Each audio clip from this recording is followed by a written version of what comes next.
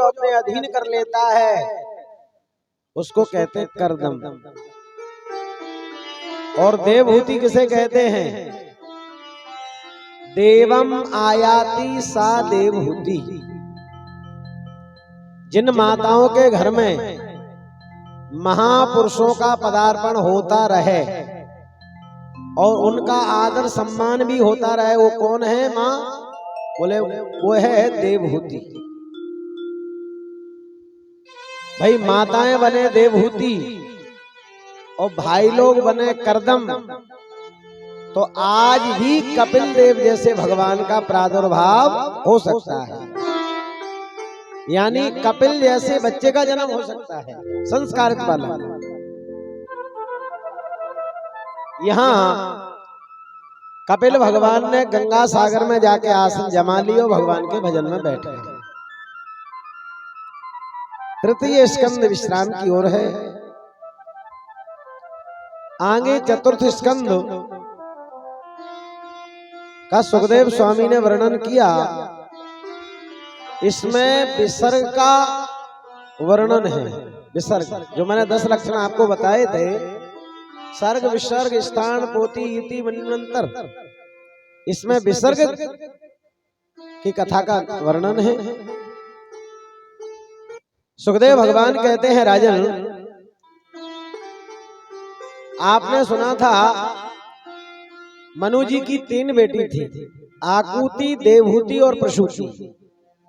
आकुति का विवाह कर दिया था रुचि प्रजापतियों से और प्रसूति का विवाह किया था राजा दक्ष से। तो दक्ष के द्वारा प्रसूति के गर्भ से 16 बेटियों का प्रादुर्भाव हुआ। 16 बेटियों का। बोलो जय श्री कृष्ण। जय श्री कृष्ण। महाराज दक्ष की कितनी बेटियां हैं? 16। तो जब ये विवाह के योग हो गई तो सुखदेव जी कहते हैं कि त्रयोदशाय धर्माय तथैमा कग्नये विभु। 13 बेटियों का विवाह कर दिया धर्म के साथ। 16 जो बेटी थी उनमें से 13 बेटियों का विवाह कर दिया धर्म से और 1 बेटी का विवाह कर दिया अग्नि से। अब कितनी हो गई? 14। और 1 बेटी का विवाह कर दिया पितरों के साथ में, 15। और 16वीं जो बेटी थी उसका विवाह कर दिया किसके संग में किया? भगवान शिव के साथ। बोलो जय श्री कृष्ण। जय श्री कृष्ण। वो थी सती। याद रखना, जैसे ये बात कही कि सती का विवाह शंकर बाबा के संग में हुआ, महाराज परीक्षित ने तो प्रश्न कर दिया। बोले हमने ये सुना है कि राजा दक्ष का और शंकर बाबा का विरोध हो गया। बताओ, ससुर और जमाई में झगड़ा हो जाए तो दुनिया फिर क्या कहेगी? और वो भी भगवान शंकर से दक्ष ने विरोध किया, जो शमशान में रहते हैं। किसी से कोई लेना देना नहीं है। भाई सम्मान कर दो तो भी ठीक है। भोले बाबा का ऐसा स्वभाव है। ऐसे दया के सागर है शंकर भगवान। 1 लोटा जल चढ़ा दो तो भी प्रसन्न, 1 धतूरे का पुष्प समर्पित कर दो तो भी प्रसन्न, चावल चढ़ाओ तो आशीर्वाद। बोले संत भगवान की जय। और ध्यान देना, यदि शिवलिंग के ऊपर चढ़ करके घंटा भी चुरा लो तो भी आशीर्वाद। ऐसे भोलेनाथ है। तो ऐसे दया के सागर, कृपा के सागर भोलेनाथ से राजा दक्ष ने विरोध क्यों किया? थोड़ा सा इस झांकी का आप हमें दर्शन कराएं। तो आप लोग सभी ध्यान से सुने। भवे शीलवतां श्रेष्ठो दक्षो दुहित वत्सला विद्यो संकरोत्कस्मान् ज्ञानदत्तजां सती। शंकर भगवान का और दक्ष का विरोध क्यों हुआ, आप लोग ध्यान देके सुनना। एक बार की बात है, एक बार बच्चों को बिठा दो, बैठ जाओ, बिठा दो गुड़िया। एक बार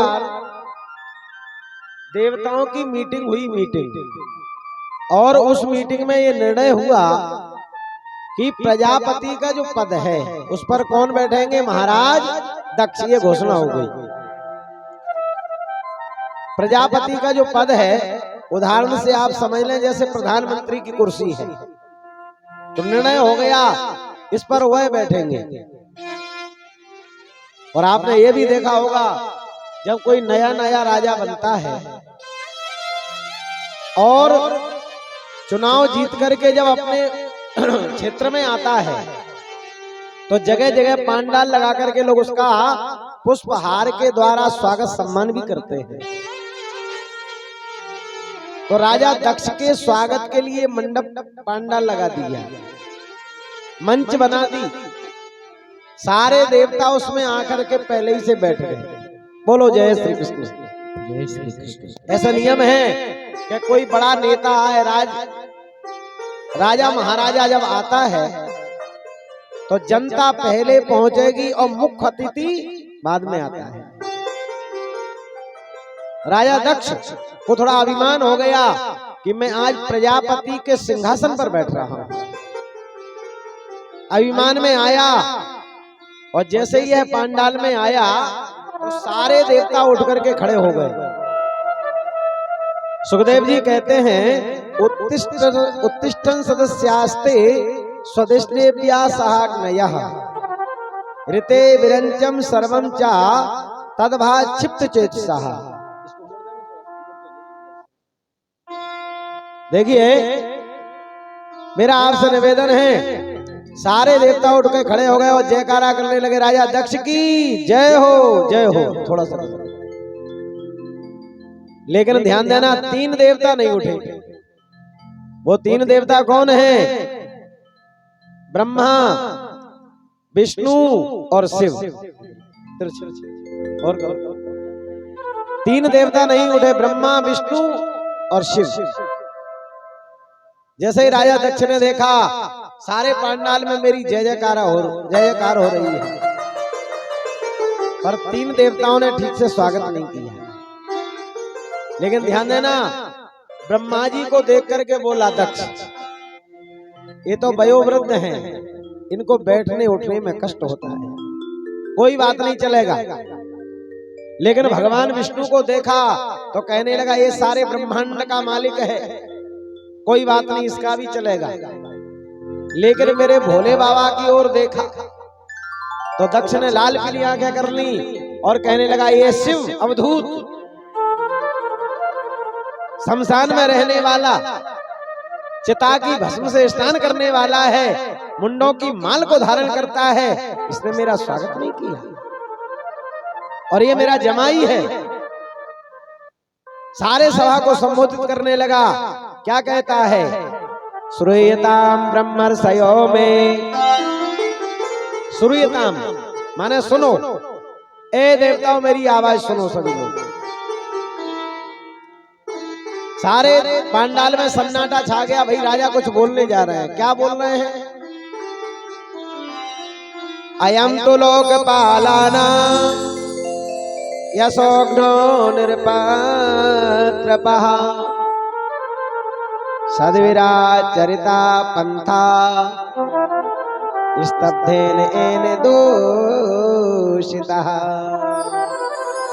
राजा दक्ष कहता है हम लोकपालों में यानी पढ़े लिखे समाज में और एक व्यक्ति अनपढ़ आकर के बैठ जाता है तो सभा का स्वरूप बिगाड़ देता है।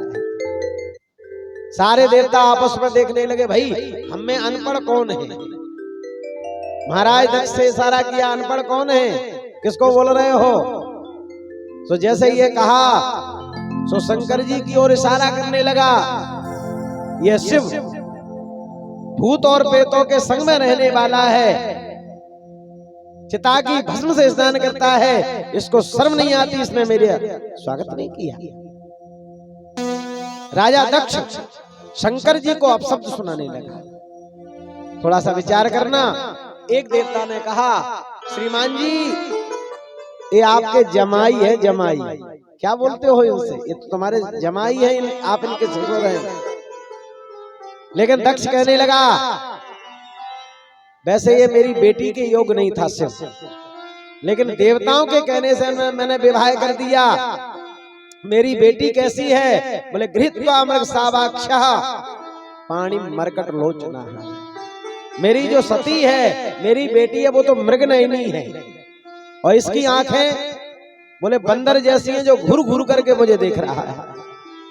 बताइएगा, शंकर जी को ऐसे अपशब्दों का प्रयोग करने लगा। इसे शर्म नहीं आती? इसने मेरा स्वागत नहीं किया। आग बबूला हो गया। सारे देवता कहने लगे, भोलेनाथ तुम्हारे ससुर जी बोल रहे हैं, कुछ उत्तर तो दो। लेकिन शंकर जी नीचे गर्दन किए हैं और माला फेर रहे हैं और धीरे से बोले, ससुराल की गाली है, सबको खाना पड़ती है,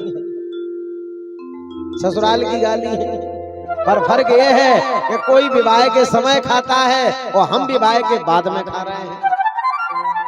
बताइएगा, भगवान शंकर तो अपमान में ही सम्मान को ढूंढने लगे। ये है शिव चरित्र, शिव का आदर्श, शिव का शिष्टाचार। शंकर भगवान कैसे हैं? बोले दक्ष की बात को ऐसे सुन रहे हैं जैसे आकाश से पानी बरसता है और पहाड़ उसको सहन करते हैं। बूंदे आघात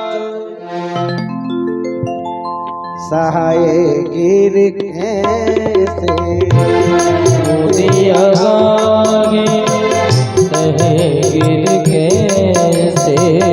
देखिए, आकाश से कितनी जल वृष्टि होती है, पहाड़ों पर गिरती है, लेकिन पहाड़ बिल्कुल हिलते डुलते नहीं है, कोई प्रॉब्लम नहीं, कोई समस्या नहीं। ठीक उसी प्रकार से जैसे दुष्ट व्यक्ति बोलता है, उसकी वाणी का संतों पर कोई प्रभाव नहीं पड़ता है। तुलसीदास जी संकेत करते हैं, बूंदे आघात सहाय गिर कैसे, बूंदे आघात सहाय गिर कैसे, फल के बचन संत सह जैसे, फल के बचन संत कहे जैसे, फल के बचन संत कहे जैसे। दुष्ट व्यक्ति यदि बड़बड़ाता है तो महात्मा नाराज नहीं होते, सुनते हैं, भैया बोलना नहीं आता है, कोई बात नहीं। महापुरुषों की यह महानता है। कोई बोले, आप शब्द बोले तो भैया उसको बुद्धि नहीं है, सब बोल रहा है, ये बड़े लोगों की महानता होती है। भाई शंकर भगवान बिल्कुल प्रभावित नहीं हुई उसकी भाषा से, लेकिन यहाँ ये भगवान शंकर को श्राप देने लगा। समस्या ये हो गई, भाई नाराज हो गया यहां तक तो ठीक है, लेकिन शंकर जी को श्राप देने लगा। और क्या कहने लगा ये पता है? अयम तो देव यजनम इंद्रोपेन्द्रादिर्भवा। हे शंकर, मेरा तुझे श्राप है कि आज से तुझे यज्ञ का पदार्थ प्राप्त नहीं होगा। ऐसा जब श्राप दिया तो भी शंकर जी को कुछ बुरा नहीं लगा, लेकिन नंदी महाराज जो शिव जी के गण हैं, उनसे ये बर्दाश्त नहीं हुआ। वो तमा करके खड़े हो गए, ए राजा दक्ष सावधान। लेकिन शंकर जी बोले, बैठ जाओ बैठ जाओ, ये ससुर जमाई का झगड़ा है, तुम बीच में ना बोलो। लेकिन जब श्राप का दिया तो तुरंत उसने श्राप दे दिया। महाराज नंदी ने भी श्राप दे दिया, बोले जाओ, आप श्राप बकबक ज्यादा करते हो, हमारा श्राप है कि आपके धड़ पर बकरे का सिर लगेगा।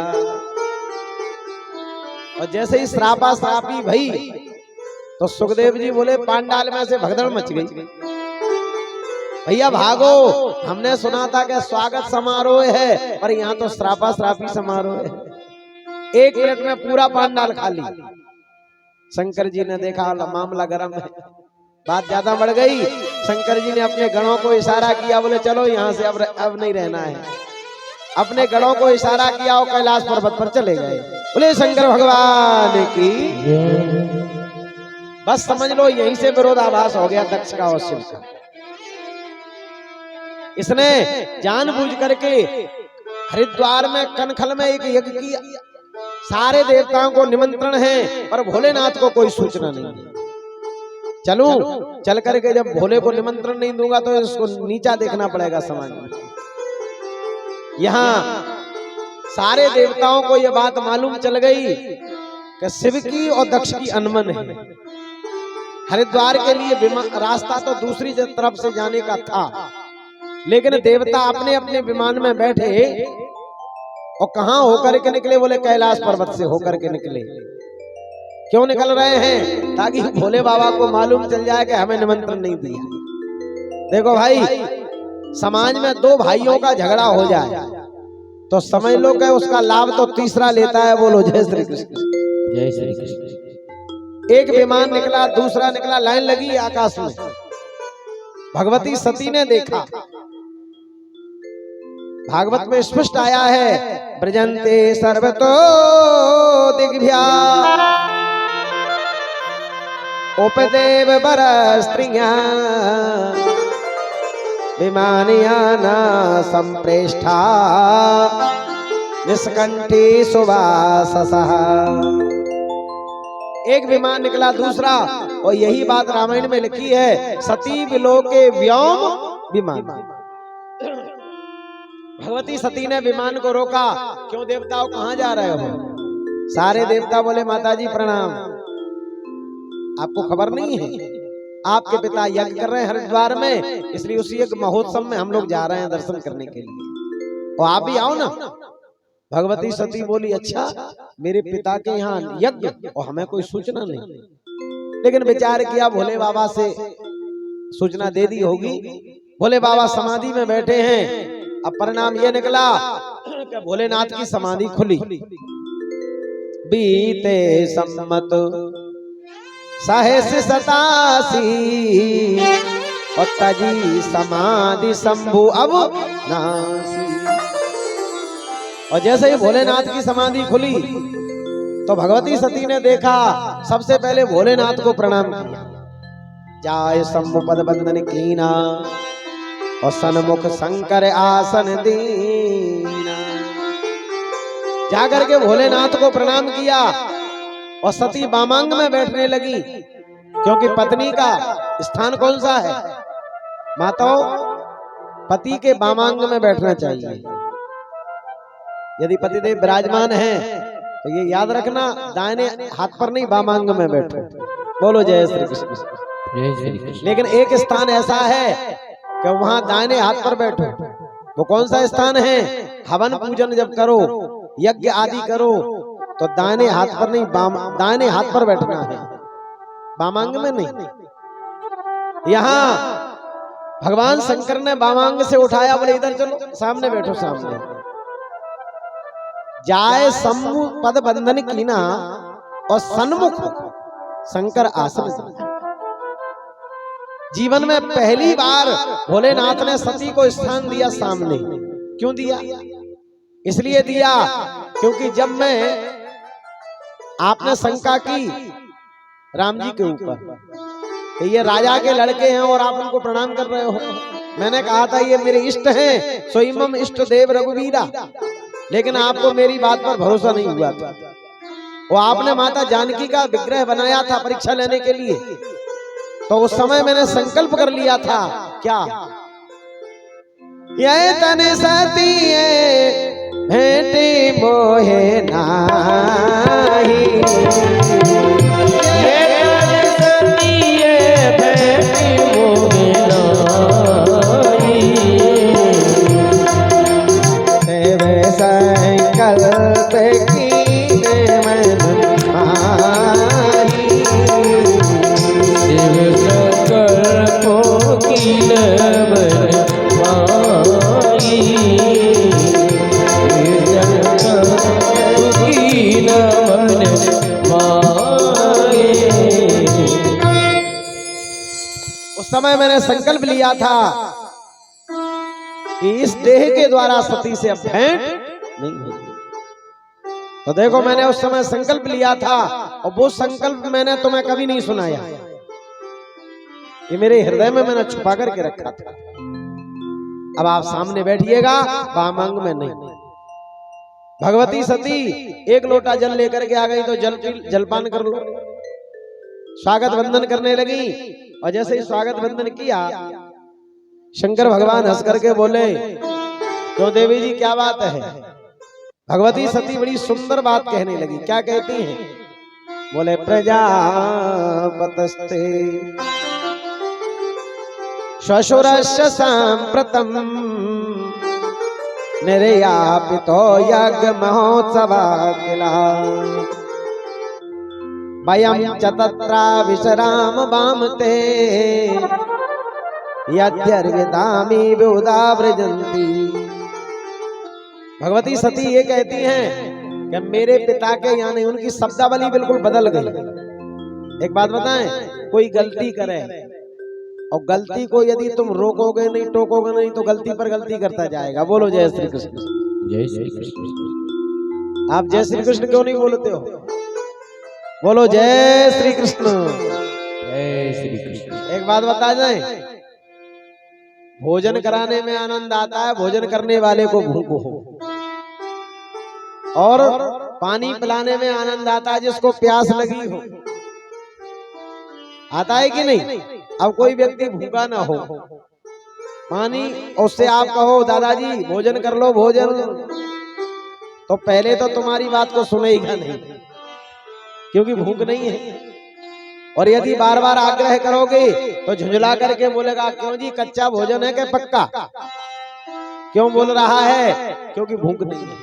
आप कहोगे दोनों प्रकार का भोजन है, तो तीसरा प्रश्न करेगा, घर वालों ने भोजन बनाया है कि कोई भंडारी बुलाया था? ये प्रश्नों की झड़ी लग रही है। क्यों लग रही है? क्योंकि भूख नहीं है।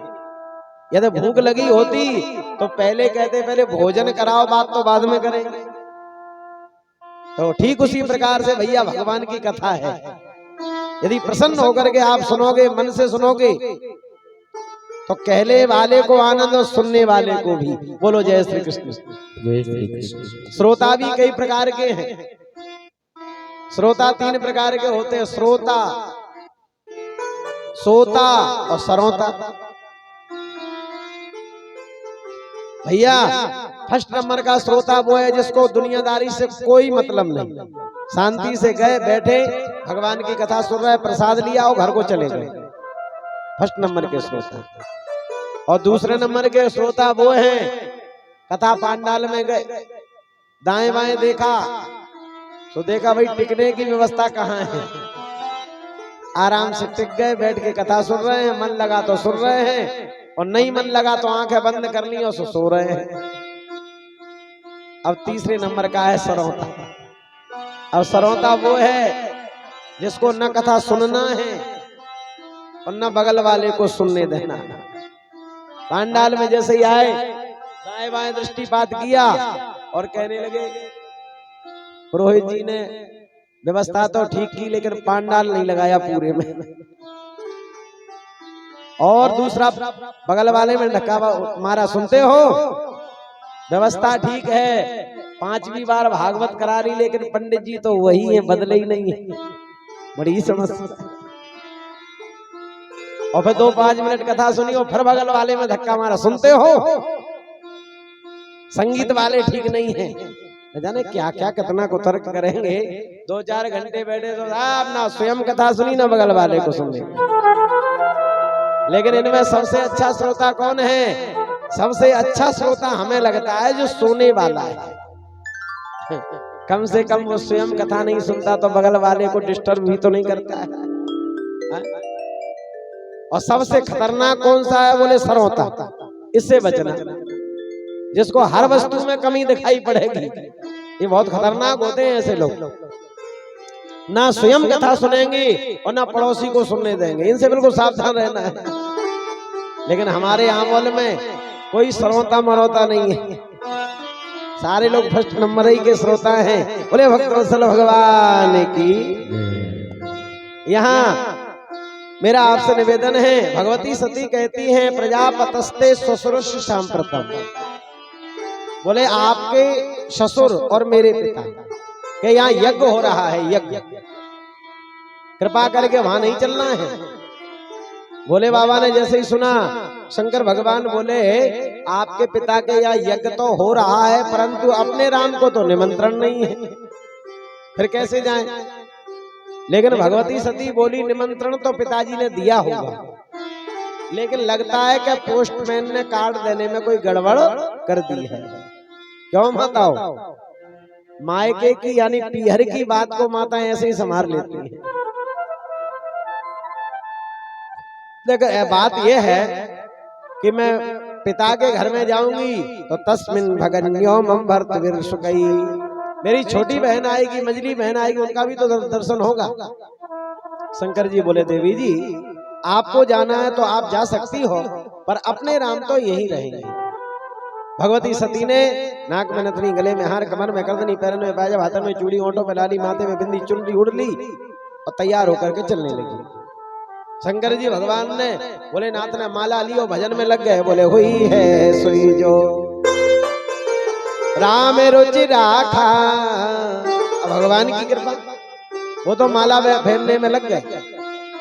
यहाँ सुखदेव जी बोले भगवती सती गई और जैसे ही यज्ञ मंडप के पास में पहुंची, सादर भले ही मिली एक माता और भगनी मिली बहुर मुस्कुराता।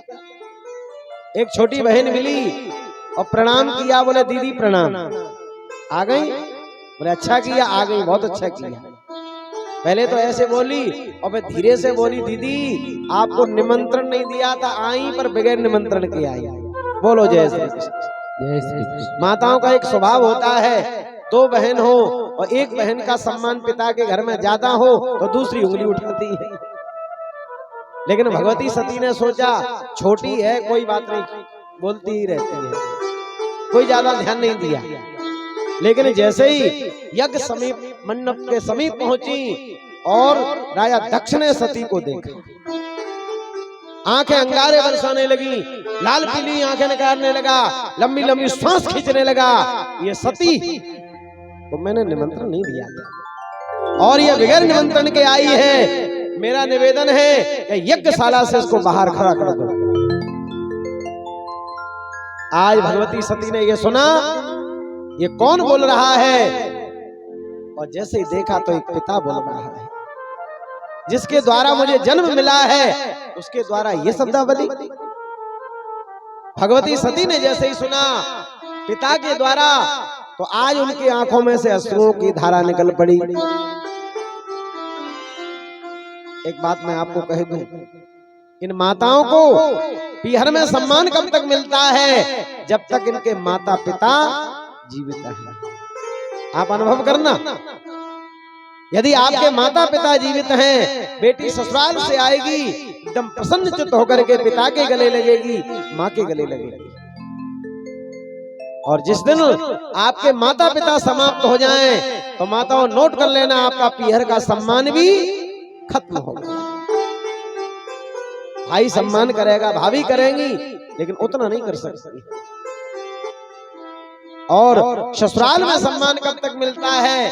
जब तक आपके प्राण वल्लभ जीवित हैं, तब तक आपके पति हैं। और पति का यदि मरण हो गया तो हम व्यास जी से कहते हैं कि ससुराल का सम्मान भी खत्म हो गया।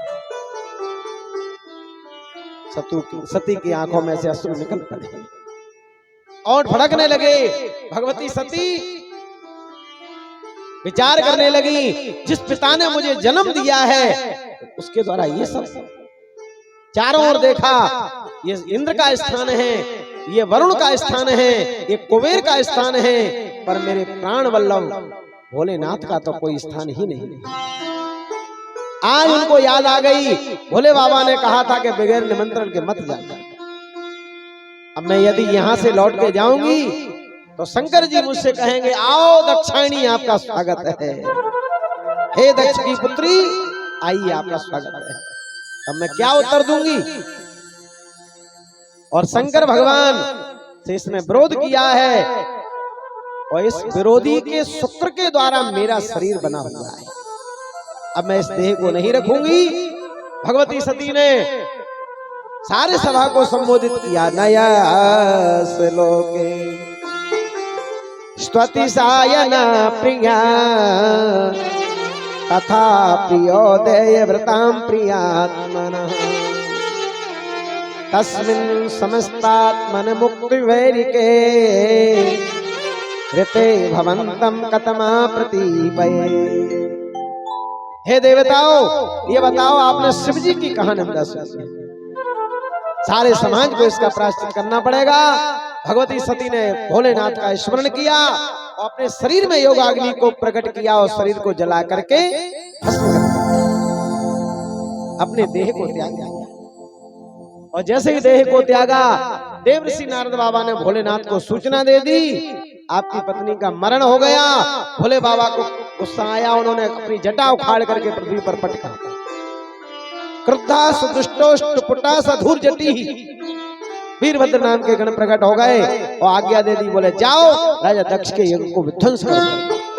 भयंकर गड़गड़ाहट करते हुए वीरभद्र नाम के गण आए, केले के खम्भों को तोड़ दिया, यज्ञशाला को पटक दिया, भृगु जी की दाढ़ी को नोच लिया, भूसा देवता में ऐसा भूसा मारा 32 दांत जमीन पर आया और राजा दक्ष के सर को ऐसे घुमाया जैसे मूली को ऐंठ के कोई तोड़ देता है, ऐसे तोड़ करके अग्निकुंड में झोंक दो।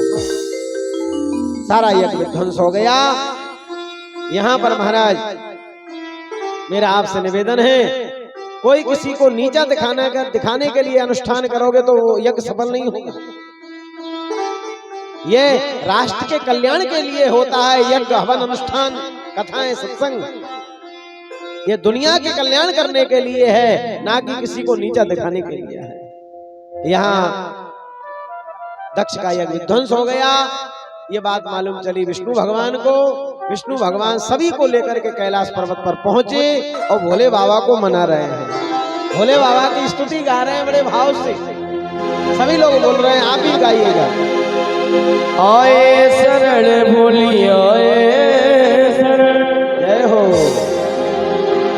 शिव भोला भंडारी आए शिव भोला भंडारी आए तुम्हारी भोले आए तुम्हारी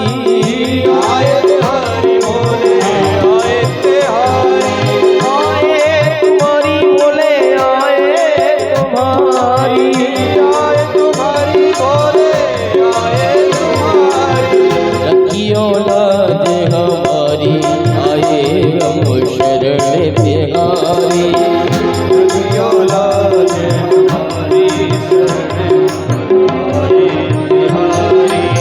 शिव भोला भंडारी आए हम शरण बिहारी शिव भोला हरि शरण हमारी शंकर भगवान की जय हो।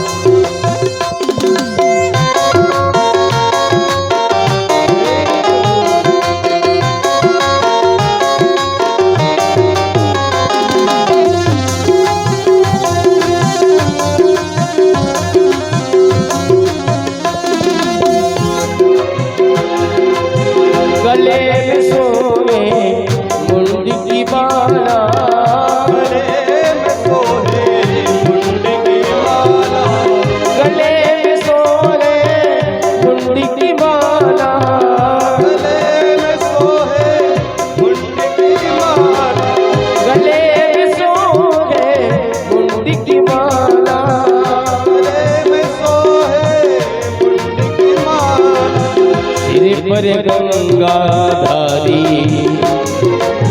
सिर पर गंगाधारी आए हम शरण तिहारी शिव भोला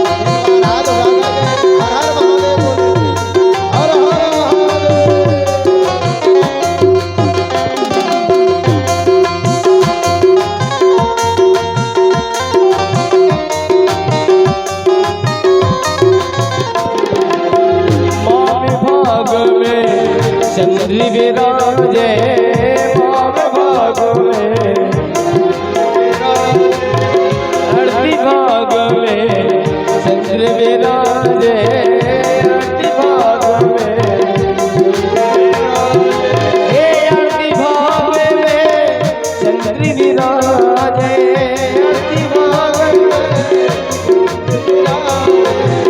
अरे तेरी सूल धारी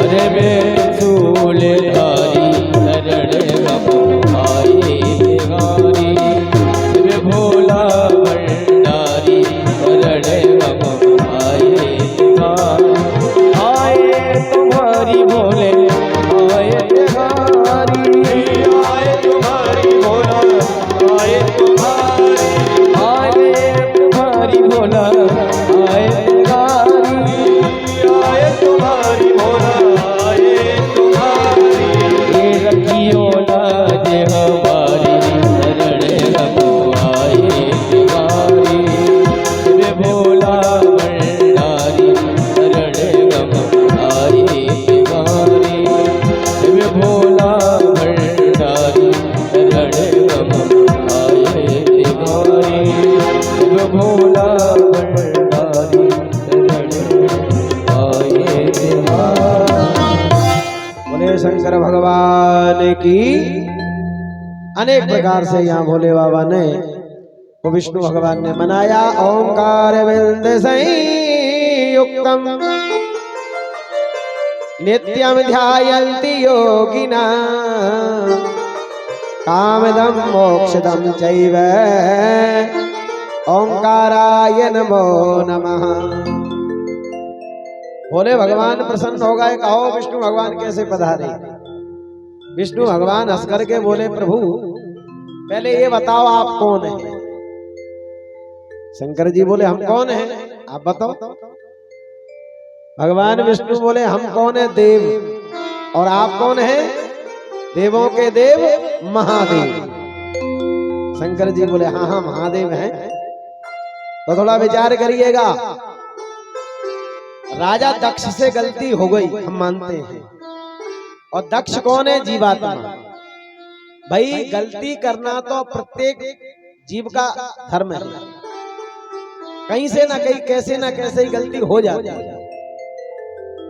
परंतु क्षमा करना तो बड़ों का काम है।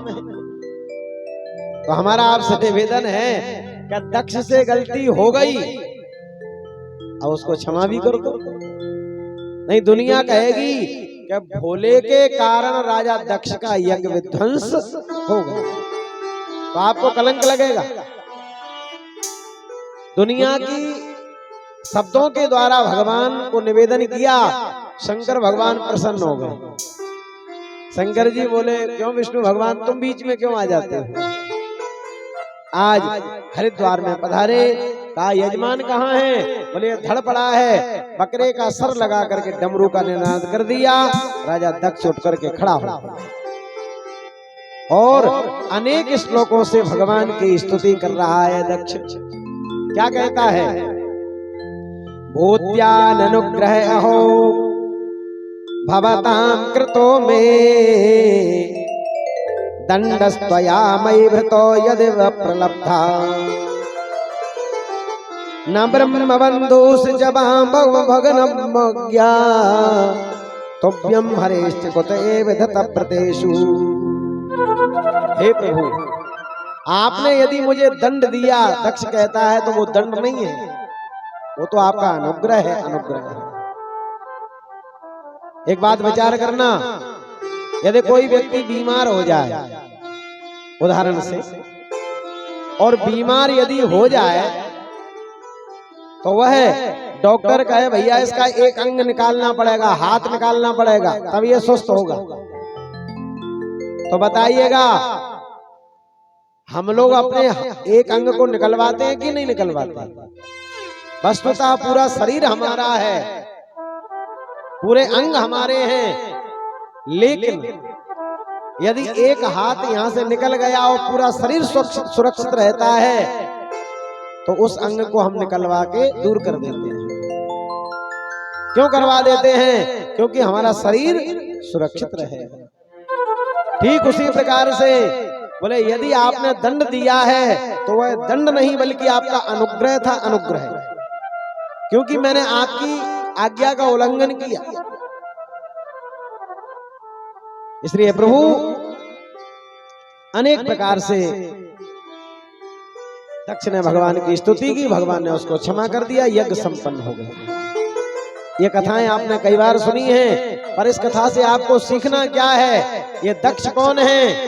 दक्ष माने कुशल, जिसको सम्मान लेना आवे, वो कौन है? दक्ष। और एक मेरा निवेदन है, कोई दुनिया में किसी का सम्मान नहीं करता। सम्मान लेने का तो व्यक्तित्व होता है। यदि आपने किसी को सम्मान दिया होगा तो गारंटी से तुमको सम्मान मिलेगा। बोलो जय श्री कृष्ण। जय श्री कृष्ण। कई बार भाई लोग कहते हैं, पंडित जी हमारा बेटा तो हमारी इज्जत ही नहीं करता है। और माताएं कहती है, महाराज जी हमारी बहू हमारा सम्मान नहीं करती है। कभी आपने अपने मन में विचार किया? आंख बंद करके ये भी विचार करो कि हमने अपने माता का, पिता का कितना सम्मान किया है। और आपने किया होगा तो भगवान का ऐसा योग बनेगा कि आपको वो सेवा होगी, सम्मान मिलेगा। माताओं, यदि आपने अपनी सासू जी की सेवा की है तो गारंटी से आपकी सेवा होगी। और यदि नहीं की तो हम कहते हैं कि एक लोटा पानी लेने की भी इच्छा मत रखना, न मिलेगा। पक्की बात है, पड़े रहोगे खटिया पर, कोई नहीं सुनने वाला है। भाई छोटे छोटे बच्चों के सामने जैसा कार्य आप करोगे तो वो भी तो शिक्षा लेंगे। यहाँ सुखदेव जी महाराज कहते हैं दक्ष का मतलब है कुशल। शंकर जी कौन है? विश्वास। भवानी कौन है? श्रद्धा। कोई भी यज्ञ करो, हवन करो, अनुष्ठान करो और उसमें विश्वास नहीं होगा, श्रद्धा नहीं होगी, तो वो उसके द्वारा कभी फल आपको मिलने वाला नहीं है। मूर्ति की पूजा मंदिर में आप जाके करते हो, आपकी श्रद्धा है, विश्वास है, तभी तो फल मिलेगा, वरना वो तो पत्थर की प्रतिमा है। इसलिए भाई कोई भी कार्य करो उसमें श्रद्धा और विश्वास होना चाहिए। राम जी तो ये कहते हैं, बोले शिव का जो द्रोही है और मेरा पूजन करे तो भगवान कहते हैं मैं उसको कभी उससे प्रसन्न नहीं हो सकता। रामायण में लिखा है ना, तुलसीदास जी कहते हैं शिव द्रोही ममो दास कहावा ते नर सपने मोयन भा। ऐसा व्यक्ति मुझे अच्छा नहीं लगता है। तो भाई विश्वास रूपी शंकर का यदि अपमान करोगे तो कभी इस यज्ञ संपन्न होने वाला नहीं है। अनेक प्रकार से यहाँ पर स्तुति की। और दूसरी शिक्षा आपको ये मिलती है कि कोई भी यज्ञ हवन करो उसमें कभी भी किसी को नीचा मत दिखाना। कई बार ऐसा होता है 5 रुपए 1000 का घंटा यदि किसी ने दान दिया तो इतनी बुद्धि खराब है कि उस घंटे के ऊपर 3 जगह नाम लिखा है, पिताजी का, दादाजी का और बच्चे का, ताकि दुनिया के लोग देख लें फलाने भैया जी ने इतना बड़ा घंटा दान किया मंदिर में। एक पंखा 2000 रुपए का दान किया और तीनों पंखुड़ियों पर नाम लिखा है, सप्रेम भेंट। भैया आपको तो दुनिया में भटकना ही भटकना है, पर ये नाम को भी चक्कर लगा रहे हो। इसलिए हमारा आपसे निवेदन है कि जीवन में विश्वास और श्रद्धा की परम आवश्यकता है। यहाँ परीक्षित ने प्रश्न कर दिया कि ध्रुव जी ने भगवान को छोटी उम्र में प्राप्त किया, जरा उनकी झांकी का दर्शन कराएं। एक महाराज उत्तानपाद थे, जाए उत्तानपाद से सुनीची सुरुचि स्तयो सुरुचि प्रेयसीर्पत्युर्नेतराम यत्तो ध्रुवा। एक राजा थे उत्तानपाद, उसकी 2 पत्नी हैं, एक का नाम है सुनीति और एक का नाम है सुरुचि। बोलो जय श्री कृष्ण। जय श्री कृष्ण। भाई उत्तानपाद कौन है? बोले जीवात्मा का नाम ही उत्तानपाद है। गर्दन हो नीचे और पैर हो ऊपर, वो उत्तानपाद है। तो माता के गर्भ में जितने हम लोग यहाँ बैठे सब उत्तानपाद तो हैं। गर्भ में गर्दन नीचे और पैर ऊपर। और हर मनुष्य की 2 पत्नी हैं। जिनका विवाह नहीं हुआ है उनकी भी 2 पत्नी है, और जिनका हो गया उनकी भी 2 पत्नी है। अब जिनका विवाह नहीं हुआ वो गुड़ाम भाग लगा रहे होंगे, महाराज जी यहाँ तो एक ही की व्यवस्था नहीं है।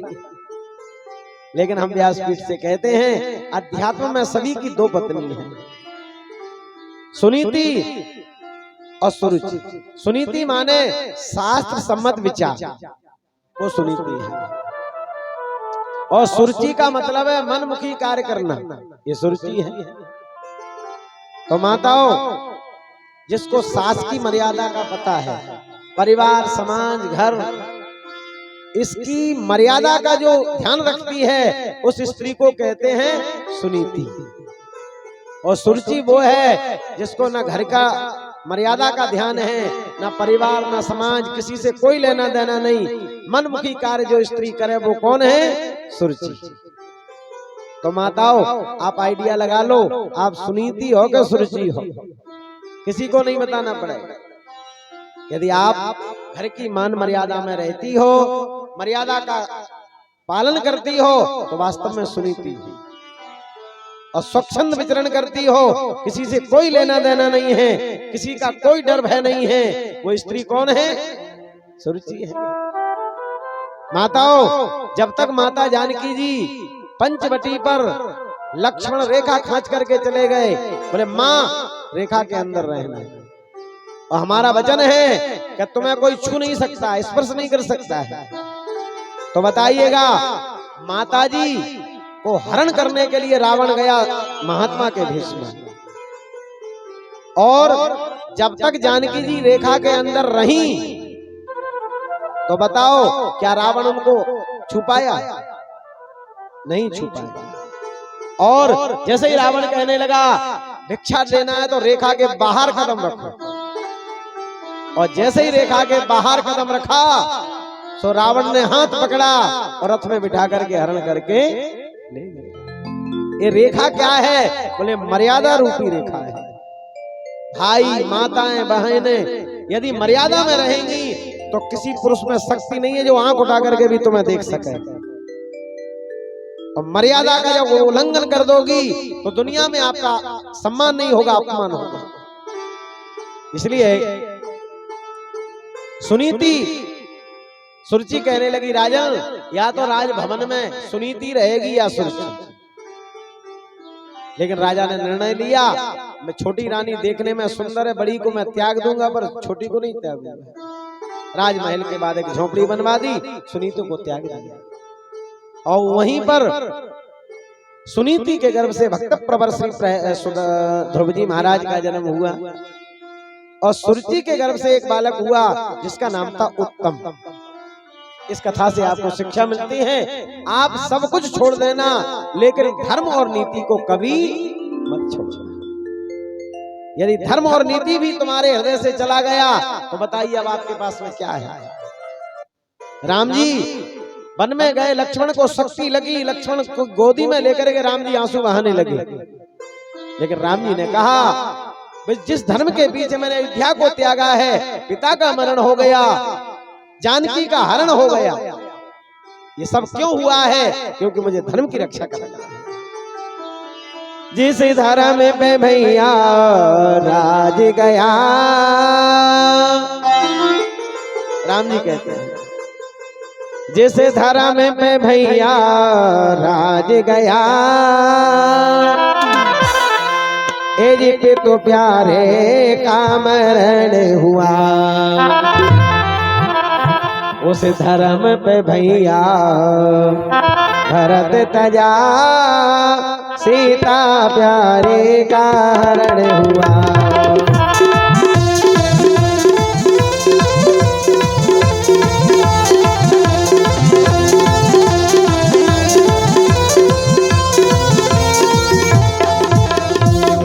राम जी कहते हैं, उस धर्म पे भैया लखन लाल,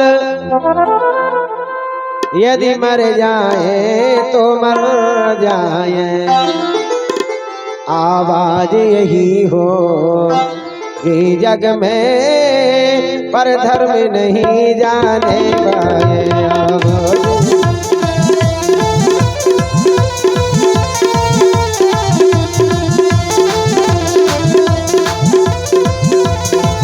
जाने की रक्षा के लिए मुझे लक्ष्मण जी के प्राणों की आहुति देना पड़े, उसको देके चला जाऊंगा, और मैं धर्म को नहीं छोड़ूंगा। तो सज्जनों, यहां सुनीति को त्याग दिया। एक दिन की बात है कि ध्रुव जी खेलते खेलते राजमहल में आए।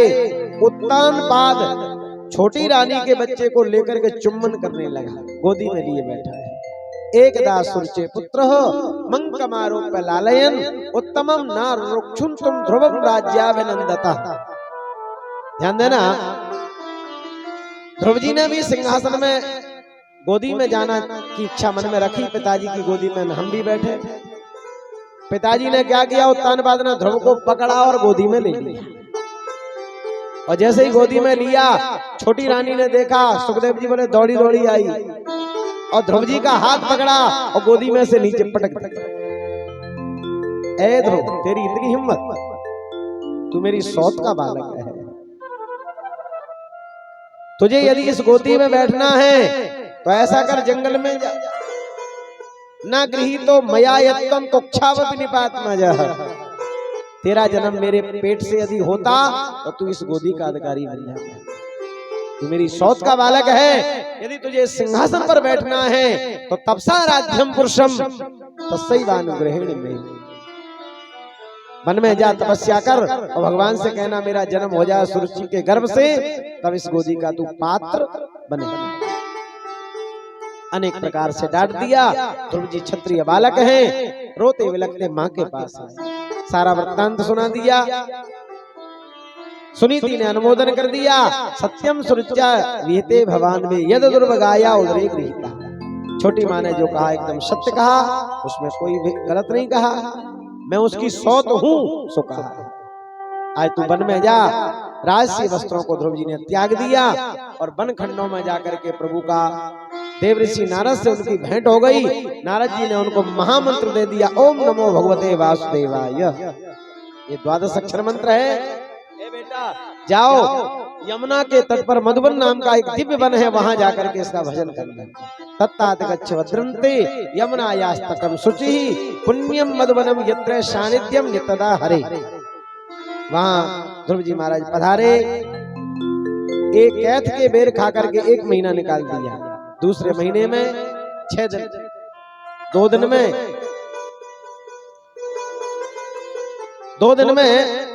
1 दिन, 6 दिन में घास के पत्ते बीन करके खा लिए। दूसरा महीना निकाला। तीसरा महीना जैसे ही लगा, 9 दिन में यमुना का पवित्र जल पी लिया और भगवान का भजन चल रहा है। और जैसे ही चौथा महीना लगा तो 12 दिन में 1 बार वायु का पान कर लिया और प्रभु का भजन। ओम नमो भगवते वासुदेवाय मंत्र का जाप चल रहा है। श्वास अवरुद्ध होने लगी, वायु अवरुद्ध हो गई। भगवान के पास में सभी देवता पहुंचे। भगवान समझ गए ध्रुव जी मेरा भजन कर रहे हैं। भगवान ने आकर के ध्रुव जी को दिव्य दर्शन दिया। बोले नारायण भगवान की। लेकिन ध्रुव जी आंखें बंद किए हैं। भगवान सामने खड़े, भगवान को देखते ही नहीं है। ध्रुव जी ध्यान से सुनना। भगवान समझ गए कि मेरा ये ध्यान कर रहा है अपने हृदय में। और जैसे ही उस छवि को पृथक दूर किया, चौंक पड़े। जो छवि अंदर थी वो सामने खड़ी हुई है। सशंख चक्रम सकरीट कुंडल। भगवान की दिव्य आभा प्रभा का यहाँ पर दर्शन किया और ध्रुव जी की आंखों में से अश्रुपात होने लगा। लेकिन ध्रुव जी विचार करने लगे, अब मैं पढ़ा लिखा नहीं हूं, नहीं आपकी स्तुति भी कर दूं। उस समय भगवान ने अपना शंख लिया और ध्रुव जी के गाल में लगा दिया। पस्पर्श बालम कृपया कपोले। आज वेदों की स्तुति निकल पड़ी। अनेक प्रकार से ध्रुव जी स्तुति गा रहे। एवंता प्रविश्य मम वाचिमिमां प्रसोक्ता संजीवयत् किल शक्तिधरा स्वधाम्ना अन्यास्त हस्त चरण श्रवणत्वगादीन् प्राणान् नमो भगवते पुरुषाय तुभ्यम्। योऽन्तः ध्रुव जी कहते हैं, प्रभु आपने मेरे हृदय में प्रवेश करके वह शक्ति प्रदान कर दी कि मेरे हाथ जो हिल रहे हैं वो आपकी कृपा से हिल रहे हैं। पैरों में चलने की यदि शक्ति आती है तो वो आपकी कृपा से आती है। अनेक प्रकार से स्तुति की और भगवान का दिव्य दर्शन कर रहे हैं। भगवान अपने भक्तों के पीछे बलिहारी जाते हैं। भगवान का ये भाव है भक्त के लिए। और ध्रुव जी महाराज बड़े प्रेम से भगवान की छवि आवा प्रभा का दर्शन कर रहे हैं। भगवान उनको दर्शन दे रहे हैं। अरे गोविंद भगवान की। राम नाम अति मीठा है, कोई गा के देख ले। आ जाते हैं राम यहाँ बुला के देख ले।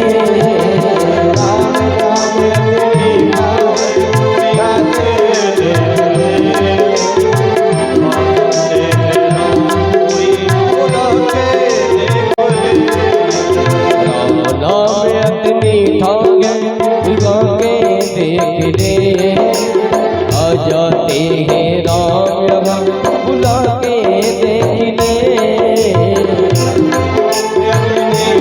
है कोई जाके देख ले। आ जाते हैं राम कोई बुला के देख ले। घर में हो अंधकार भरा मेहमान कहाँ से आए। घर में हो अंधकार भरा मेहमान कहाँ से आए। घर में हो अंधकार भरा मेहमान कहाँ से आए। घर में हो अंधकार भरा मेहमान कहाँ से आए। मन में हो भगवान भरा भगवान कहाँ से आए। मन में हो अभिमान भरा भगवान कहाँ से आए। राम नाम की ज्योति हृदय में जला के देख ले। आ जाते हैं राम यहाँ बुला के देख ले। राम नाम अति मीठा है, कोई गा के देख ले। आ जाते हैं राम आते जय हो बोले हरिलाल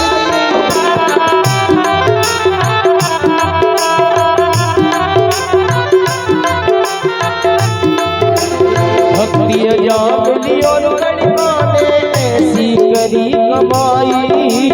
भक्ति जागली और लड़का ने ऐसी करी कमाई। नीच करम को करने वाला कर गया सदर कसाई। नीच कर्म का करने वाला कर गया सदर कसाई।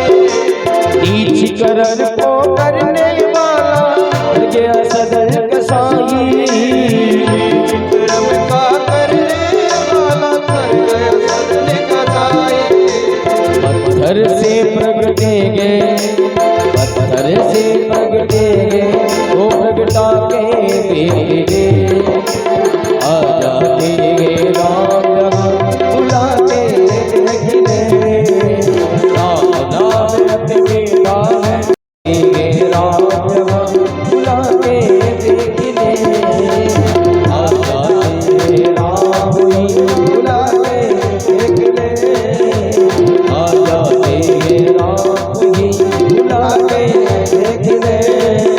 बुला के देख ले, बुला के देख ले। जय गोविंद भगवान की।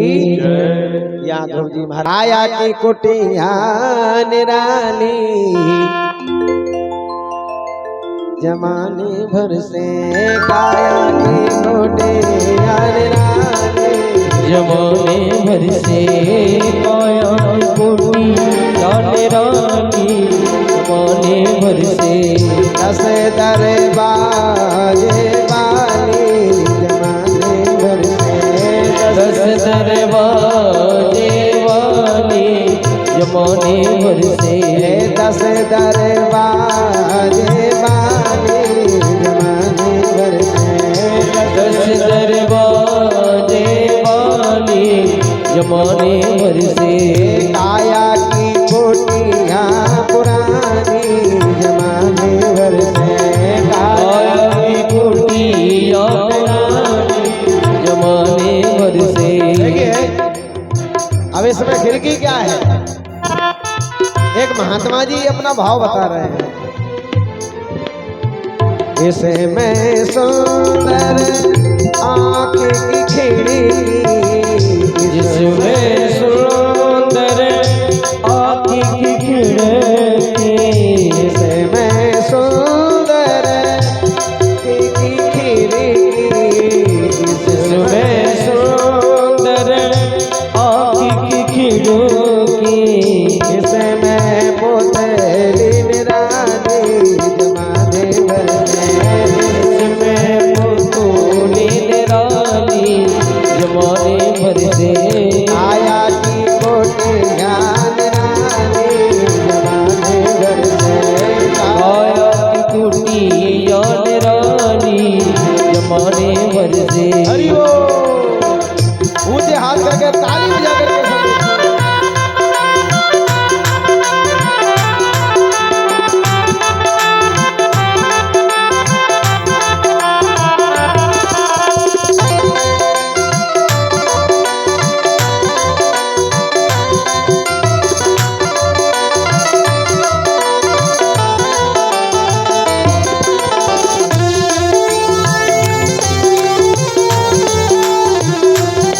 आया की कोटियाँ निराली जमाने भर से आया की कुटिया निराली जमाने भर से।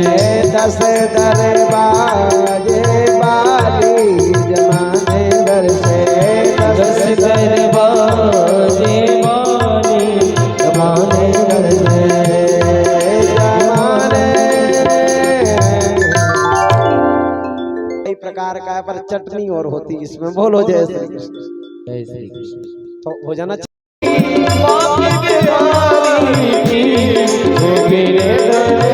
कृष्ण मुरारी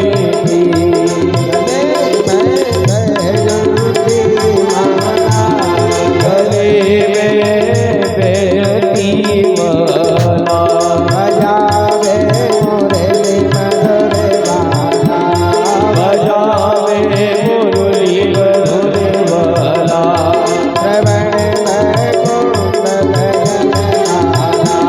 सेवन में कुंडल जल काला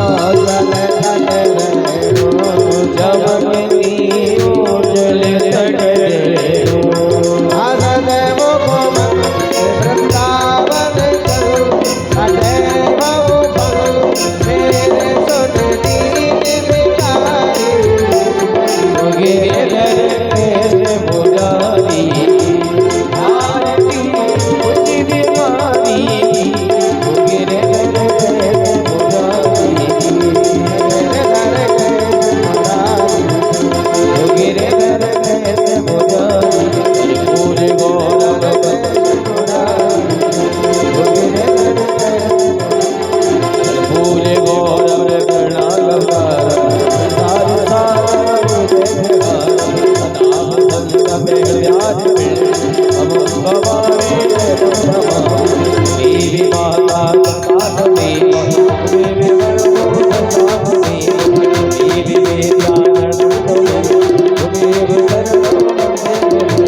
हरि राम राम हरे हरे